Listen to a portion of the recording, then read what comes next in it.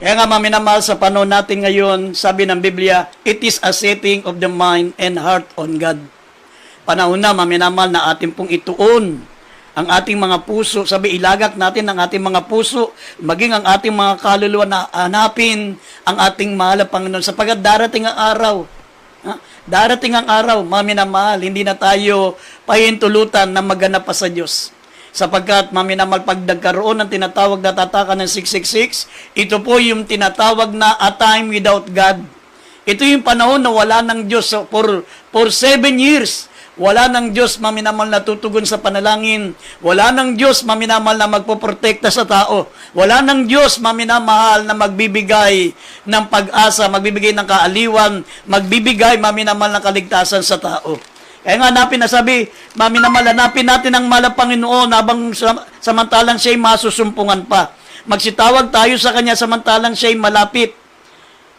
Sabi ng Isaiah 55 verse 6 and 7, lisanin ng masama ang kanyang lakad at ang liko ang kanyang pag-iisip at manumbalik siya sa Panginoon at kaawaan niya siya at sa aming Diyos sapagkat siya'y mapagpatawad ng sagana. Yan po, maminamahal ang utos ng ating mahal na Panginoon.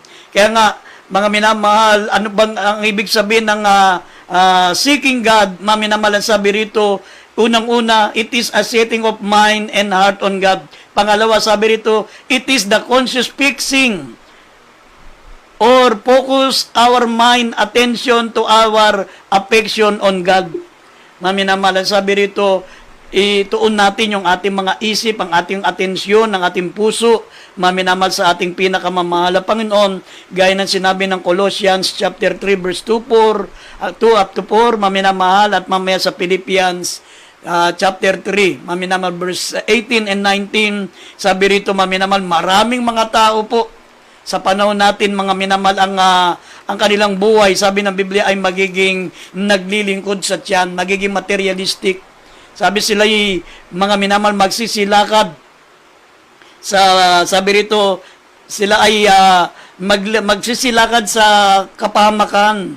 Ang kanilang tiyan ay ang kanilang Diyos ay ang kanilang mga tiyan at ang kanilang mga kapurihan ay magiging kanilang kahiyan. Ito po ang mangyayari pagdating ng araw. Basahin po natin ito, yung mga talatang ito. Colossians chapter 3 verse 2 up to 4, mamaya Philippians chapter 3 verse 18 up to 19. Dito po sa Colosas Kabanata 3 talatay 2 hanggang 4, ilagak ninyo ang inyong pag-iisip sa mga bagay na nasa itaas, huwag sa mga bagay na nasa ibabaw ng lupa, sapagkat kayo nangamatay na, at ang inyong buhay ay natatagong kasama ni Kristo sa Diyos. Sa 4, pagka si Kristo na ating buhay ay mahayag nga rin kayo na kasama niya sa kalulatian. Sa Pilipos Kabanatay 3 talatay 18 hanggang 19. Sapagkat marami ang mga nagsisilakad na siyang madalas na aking sinasabi sa inyo na at ngayoy sinasabi ko sa inyo na may pag-iyak na sila ang mga kaaway ng cross ni Kristo. Sa 19, na ang kanilang kahinatnan ay ang kapahamakan, at ang kanilang Diyos ay ang tiyan, at ang kanilang kapurihan ay sa kanilang kahihiyan, na nag-iisip ng mga bagay na ukol sa lupa. Amen. Yan po, maminamahal, ang makikita po natin sa mga tao ngayon. Kaya nga sabi ng Biblia, maminamahal, kung gusto natin, mga minamahal, na hanapin ang ating pinakamamahal na Panginoon, sinabi ng Banal na Kasulatan, ilagak natin ang ating pag-iisip sa mga bagay na nasa itaas. Andaan po natin, mga minamahal, lahat ng mga bagay dito sa lupa ay pansamantala. Ang sabi ng Biblia, mga minamahal, heaven and earth shall pass away, but my word shall never pass away. Kaya nga, ilagak natin ang ating pag-iisip sa mga bagay na nasa itaas, huwag sa mga bagay na nasa ibabaw ng lupa. Sabagat kayo'y mga nangamatay na at ang inyong buhay ay natatagong kasama ni Kristo. Pagka si Kristo na ating buhay ay mahayag nga rin naman tayong kasama niya sa kalulatian. Kasi kahit mga mananampalataya, nakalulungkot po. Nakalulungkot, mga minamahal, nakatotohanan. Marami pong mga mananampalataya, mga minamahal, ang kahit sila po ay naglilingkod sa Diyos, pero nabubuhay silang materialistic. Mas priority nila, mga minamahal, ang material. Hindi nila gaanong binibigyan ng importansya ang paglilingkod sa Diyos. Kaya nga, nabasa po natin, sabi rito, sinasabi ni Apostol Pablo na mayroong pag-iyak, na ang mga ganitong mananampalataya ay nagiging kaaway ng krus ni Kristo, na ang kanilang kahinatnan ay kapamakan, ang kanilang Diyos ay ang kanilang tiyan. Sino yung tinutukoy dito na ang kanilang Diyos ay ang kanilang tiyan? Itong mga mananampalataya, mga minamahal, na inuuna po ang mga material na bagay. Hindi nila priority, maminamahal, ang paglilingkod sa Diyos. Kaya nilang ipagpalit, mga minamahal, ang paglilingkod sa Diyos sa mga material na bagay, sa pag-aaral, sa mga trabaho, mga minamahal, sa mga negosyo. Kaya nilang ipagpalit, mga minamahal, ang paglilingkod sa Diyos dahil sa mga bagay dito sa ukol sa lupa. Sabi rito na ang kanilang kapurihan ay nasa kanilang kahiyan, nag-iisip ng mga bagay na ukol sa lupa. Yan pong nakalulungkot, mga minamahal. At ang pangatlo, sabi, it is finding and knowing the will of God through His Word. Yan po, mga minamahal, ang tamang paraan na para, mga minamahal, para ang ating isip ay matuon sa ating pinakamamahal na Panginoon. Sabi, hanapin po natin ang kalooban ng Diyos. It is finding and knowing the will of God through His Word. Bigyan natin ng importansya ang kanyang banal na salita. Sabi ng Biblia, man shall not live by bread alone, but by every word that proceed out of the mouth of God. Ang pagkain literal, maminamahal, mahalaga sa atin yan. Pag hindi ka kakain ng ilang panahon, kahit 10 araw lang, hindi ka kakain, hindi ka iinom, pwede kang mamatay. Ganyan po kahalaga ang pagkain. Pero ang kaluluwa natin, mga minamahal, 3 araw mo lang hindi pa kainin yan ng salita ng Diyos, mamamatay ang kaluluwa natin. Kailangan natin ang salita ng Diyos, mga minamahal. Unang-una, pagkain po ng kaluluwa ito. Pangalawa, mga minamahal, dito po natin malaman kung ano po, maminamahal, ang kalooban ng Diyos. Ang sabi rito, maminamahal, pakinggan mo, maminamahal, ang salita ng ating pinakamamahal na Panginoon. Basahin natin Psalms 40 verse 8 at Jeremias chapter 6 verse 19. Maminamahal, pag hindi natin, mga minamahal, pinakinggan ng kanyang mga banal na salita, magdadala siya. Magdadala ang ating mahal na Panginoon ng kasamaan. Kita nyo, sa mga nangyayari sa paligid natin, bakit nagkakaroon ng wildfire, maminamahal, katulad na nangyari po sa San Francisco, California? Bakit nangyayari po, maminamahal, sa ibang panig ng mundo, maminamahal, na nagkakaroon ng mga malalakas na bagyo, nagkakaroon po, maminamahal, ng wildfire, nagkakaroon po, maminamahal, ng iba't ibang mga trahedya, mga salot? Bakit?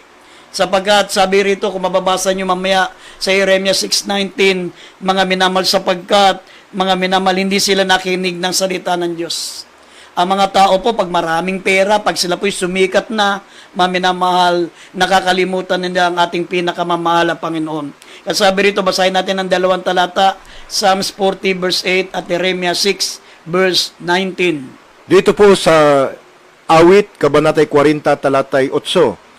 Aking kinalugurang sundin ang iyong kalooban, O Diyos ko. Oo, ang iyong kautusan ay nasa loob ng aking puso.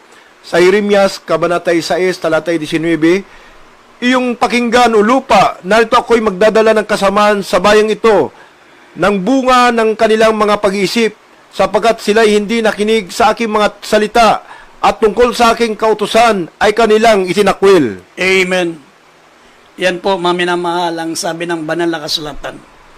Magdadala ang ating mahal na Panginoon ng kasamaan sa isang lugar, sa isang bayan, sa isang bansa, mga minamahal, sapagkat hindi nila pinakikinggan ang mga banal na salita ng Diyos. Tingnan nyo yung mga tao doon sa dakon ng Amerika, mga minamahal. Pinagmamalaki nila, mga minamahal, na talagang ang Diyos ay hindi bahagi ng buhay nila. Pagkatapos po magsalita ng taong yan, mga minamahal, bigla po siyang hinimatay, mga minamahal. Pagkatapos po, nasabihin niya, mga minamahal, ang mga bagay na ito, nagkaroon ng malaking trahedya. Nagkaroon ng malaking kalamidad, nagkaroon ng wildfire. Sinunog po ang mga nagagandahang mga bahay. $1,000,000 ang halaga. Maminamahal, ilang ektarya, maminamahal, 12 ektarya po ang sinunog ng wildfire. Bakit? Mula nang sinabi, maminamahal, ng artistang yan, na hindi kasama ang Diyos, maminamahal, sa kanilang pagtitipon na yun, at hindi bahagi ng buhay nila ang ating pinakamamahal na Panginoon. Kaya nga, maminamahal, dapat malaman po natin, mga minamahal, na ang salita ng Diyos, ito po ay napakalaga para sa atin.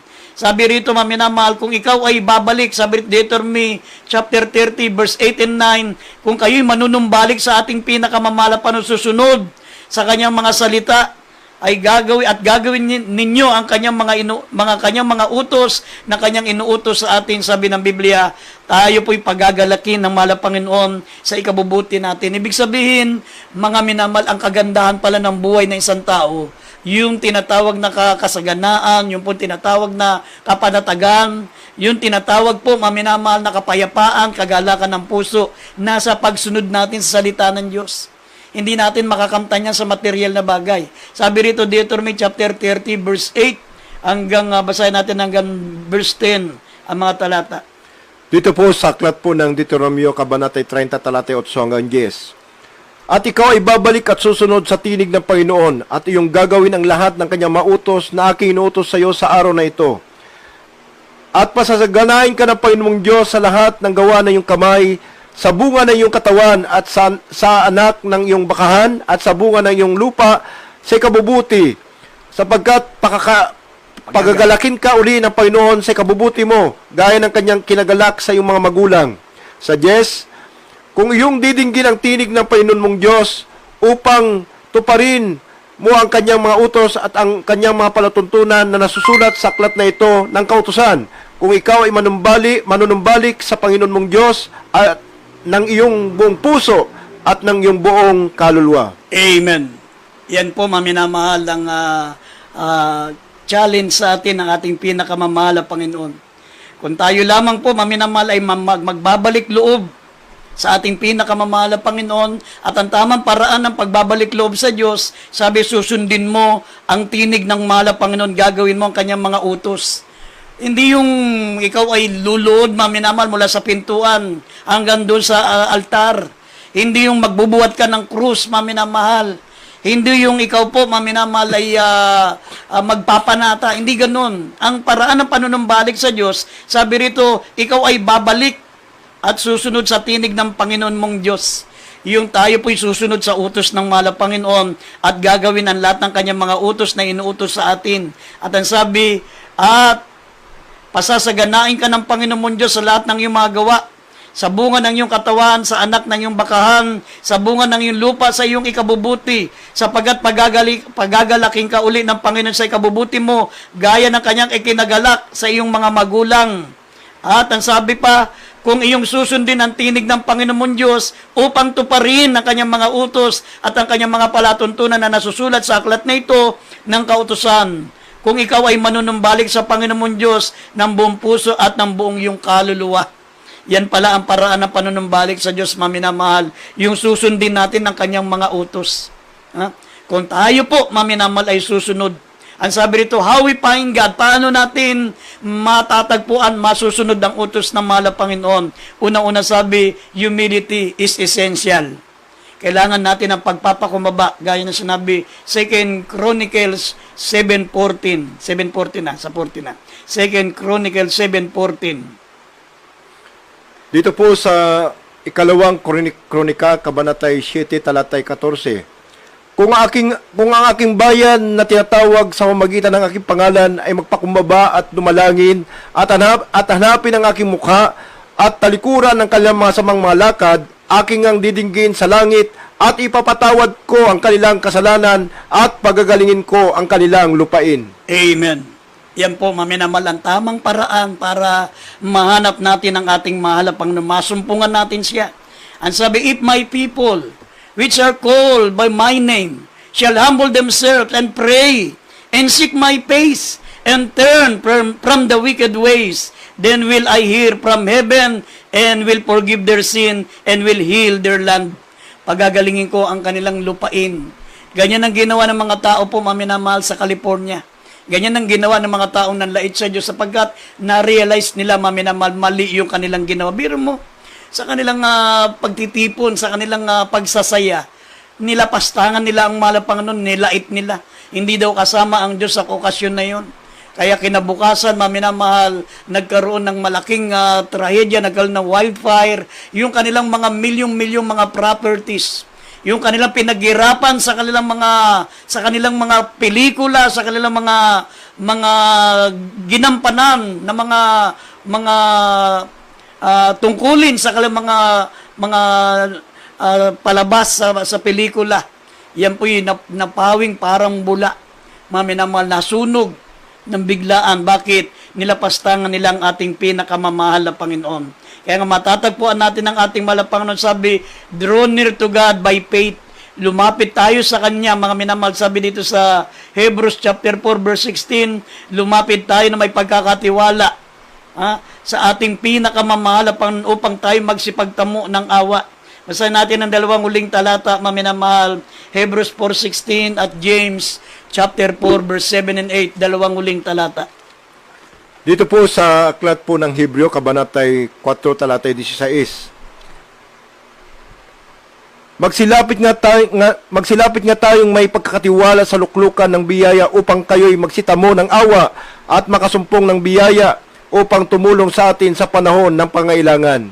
James Dito po sa Santiago, 4:7 at 8.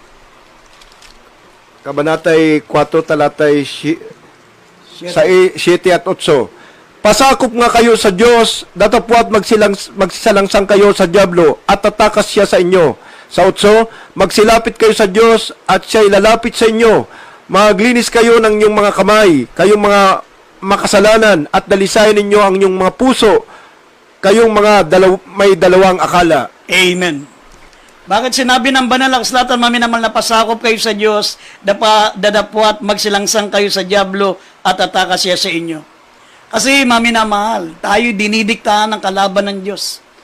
Ang diablo po ang umuudyok sa atin na sabihin yun, gawin ng isang bagay na kasalanan sa harapan ng mahal na Panginoon. Kaya yung mga artista na yun, inudyokan yun ng masamang espiritu. Kaya sinabi nila yun. Kaya sabi, pasakop kayo sa Diyos na dapat magsisalangsang kayo sa diablo. Kita nyo, na-realize nilang mali yung sinabi nila, mali yung ginawa nila nung nangyari na, maminamal yung karimari-marim na pangyayari doon na nangyari po, maminamal, sa ibang bansa, sa dako ng Amerika. Kaya sabi rito, maminamal, magsilapit nga kayong may pagkakatiwala sa luklukan ng biyaya upang tayo magsipagtamo ng awa at makasumpong ng biyaya upang tumulong sa atin sa panahon ng pangangailangan. Kung gusto mong tulungan ka ng ating pinakamamahal na Panginoon, minamahal, lumapit ka na may pagkakatiwala. Sa luklukan ng biyaya, napakapalad po natin. Dati, maminamahal, hindi ka basta-basta makakalapit sa Diyos. Kailangan makalapit ka sa Diyos sa pamagitan ng mga saserdote, ng mga pari. Noon, maminamahal, hindi ka makadirekta sa Diyos. Pero ngayon, inuutusan tayo ng ating pinakamamahal na Panginoon sa talatang ito na tayo po'y magsilapit na may pagkakatiwala sa luklukan ng biyaya upang tayo magsipagtamo ng awa at makasumpong ng biyaya upang tumulong sa atin sa panahon ng pangangailangan. Tayo po'y inuutusan na mahal na Panginoon mismo. Siya mismo nagsabi, mga minamahal, na lumapit kang may pagkakatiwala. Kaya sa gabing ito, mga minamahal, lumapit ka na may tiwala sa ating mahal na Panginoon, tatanggapin mo ang masaganang biyaya ng ating pinakamamahal na Panginoon.